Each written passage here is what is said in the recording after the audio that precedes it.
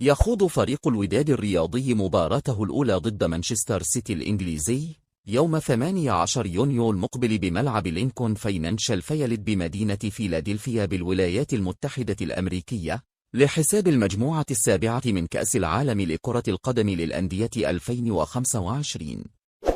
ويواجه الفريق الأحمر في مباراته الثانية فريق جوفنتوس الإيطالي يوم 22 يونيو القادم على ذات الملعب، على أن يلتقي في المباراة الثالثة فريق العين الإماراتي في 26 من نفس الشهر على ملعب أودي فيلد بالعاصمة الأمريكية واشنطن. وتعد هذه النسخة من كأس العالم لكرة القدم للأندية هي الأولى من البطولة بنظامها الجديد، حيث ستعرف مشاركة 32 فريقاً تمثل 12 منها القارة الأوروبية، و6 عن أمريكا الجنوبية، و4 فرق من القارة الإفريقية، و4 فرق من آسيا، و4 فرق من أمريكا الشمالية، وفريق واحد من أوقيانوسيا.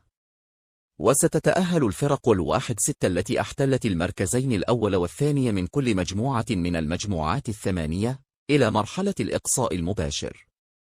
وستقام البطولة من 15 يونيو إلى 13 يوليوز 2025، حيث ستدور المباراة النهائية في ملعب ميت لايف في نيويورك.